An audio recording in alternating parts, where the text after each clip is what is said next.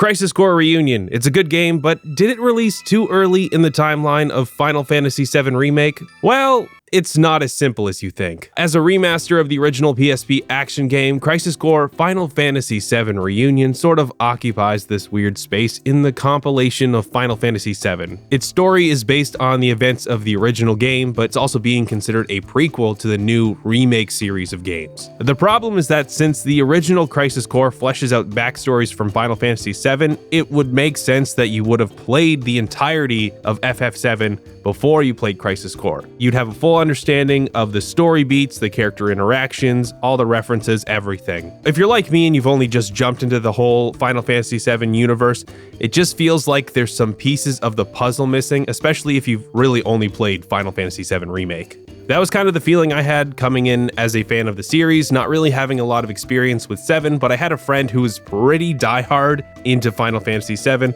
so I guess you could say I was sort of Avalanche adjacent. I watched my friend play FF7, I watched Advent Children, I even played a little bit of the original Crisis Core, but I didn't really get what was going on story-wise. That feeling I had before seems to come back even after having finished Crisis Core Reunion.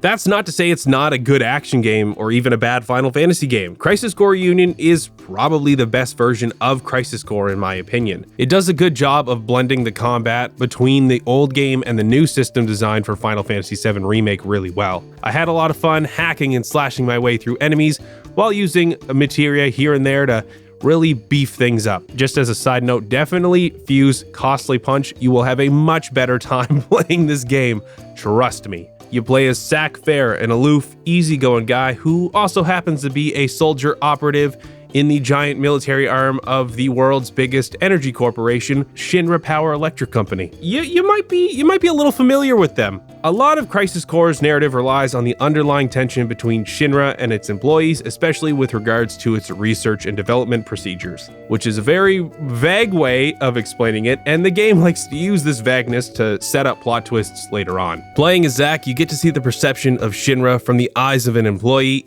and how that relationship changes for Zack through interacting with other employees, but especially with characters we already know from Final Fantasy VII. Watching Zack interact with Sephiroth as soldier operatives, mentoring Cloud the Shinra trooper, or meeting Aerith by chance in the Midgar slums really shows the difference between these characters as they were before Final Fantasy VII. You also get to see a different side to some of these characters. A good example for me would be the Turks, notably Sung. I just felt like they all felt a little more human versus how I met them in Final Fantasy VII Remake. It all just really helps you understand how Shinra's actions directly affect the events of the original game.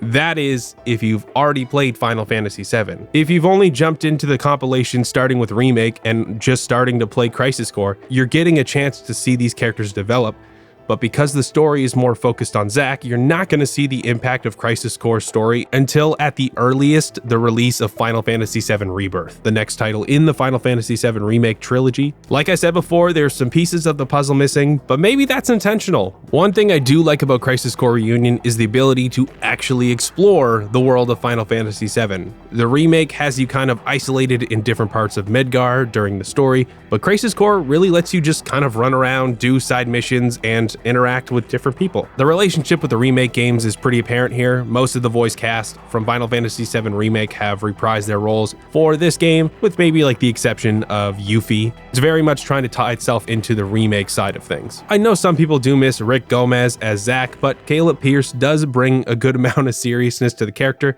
and you know what? I don't mind the change. I may be the only person on Earth who thinks that. Shut up! All that awaits you. Shut up! I'm warning you! Playing around in Midgar reveals a bit more about the world itself, which I do personally enjoy since I get a better understanding of how we get to the Midgar we see in Final Fantasy VII. One thing I wasn't too keen on completing were all the side missions. Completing the missions is going to take up a lot of time, and the amount of grinding paired with materia fusion you'll have to do is going to make it a bit of a slog. It does kind of come with the territory. You're adapting a PSP game, which is designed to be played in short bursts as a portable title and not really as a long-form console session. I feel like there could have been some tweaking to these missions, maybe even cutting out a few redundant missions. But on the plus side, if you got a PSP strategy guide, it'll work for this. I will say though that completing the missions is good if you're looking for some little story tidbits, some secret little references or interesting interactions between characters. But the problem I mentioned earlier just seems to keep coming around. Crisis Core story just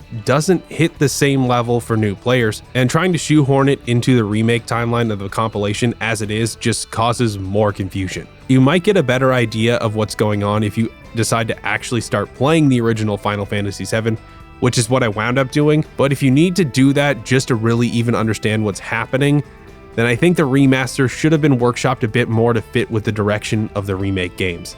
Honestly, Crisis Core Reunion really should have just come out after the release of Final Fantasy VII Rebirth, the next title in the Final Fantasy VII Remake trilogy. Based on what we've heard news-wise, it seems as though Rebirth is going to cover a decent portion of the post-Midgar fun of Final Fantasy VII, which would directly link it to the Crisis Core story. Now we're going to get into spoilers for a very quick second, so skip ahead a bit if you're really not keen on that.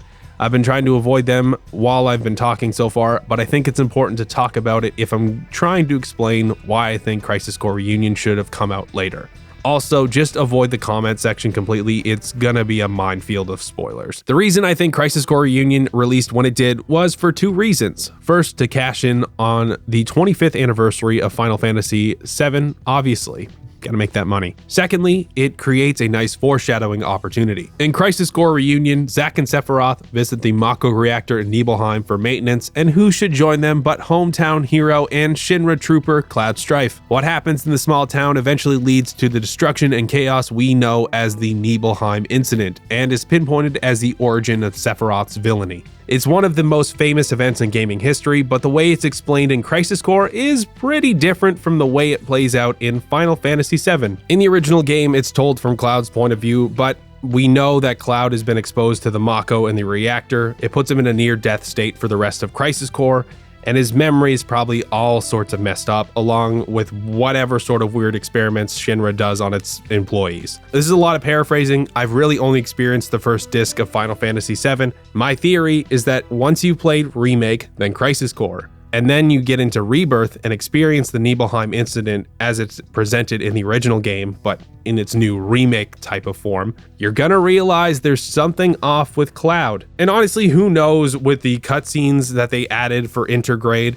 At this point, anything is fair game for this new remake trilogy. Okay, that's it for spoilers. Essentially, if you played Crisis Core Reunion while only having played Final Fantasy VII Remake, you're gonna be in for a wild ride with all sorts of foreshadowing. I get that Square Enix really wanted to capitalize on the 25th anniversary of the original game, but there's already going to be such a huge gap between the release of Remake and Rebirth, and with this eventual third game in the trilogy, that timeline is going to be even longer. Why not use games like Crisis Core to bridge that gap in time between the Remake trilogy games, rather than just padding out a holiday release lineup? I just think a lot of that confusion would go away if you gave new players a bit more time with the main cast of Final Fantasy VII. Crisis Core Final Fantasy VII Reunion is a really good action game that also does a great job of developing relationships between its characters. You also get to learn more about the world itself and how it all sort of leads into Remake and the rest of Cloud's story. The problem is that most of Crisis Core's story was designed for post-Final Fantasy VII fans who already know the story of Cloud. While the ride is still fun for fans of the remake game, it just feels like there should have been a bit more time with the new games before dropping in the backstory we see in Crisis Core Reunion. With all that being said, if you did like playing Final Fantasy VII Remake, I think you're gonna like Crisis Core Reunion a lot, but I would recommend playing it after you've played Final Fantasy VII Rebirth. All right, thanks for watching. I know I don't do a ton of content about Final Fantasy, but it's still sort of in my RPG wheelhouse, so let me know what you think. I said this before, I feel like this comment section is gonna be a minefield of spoilers for Final Fantasy VII, so enter at your own risk. There's your warning, I can't stop you now. Okay, that's it. I'll link some more RPG videos you might like. Anyway, I'm FalseProof. Hopefully this video made your day just a little bit better, and I'll see you next time.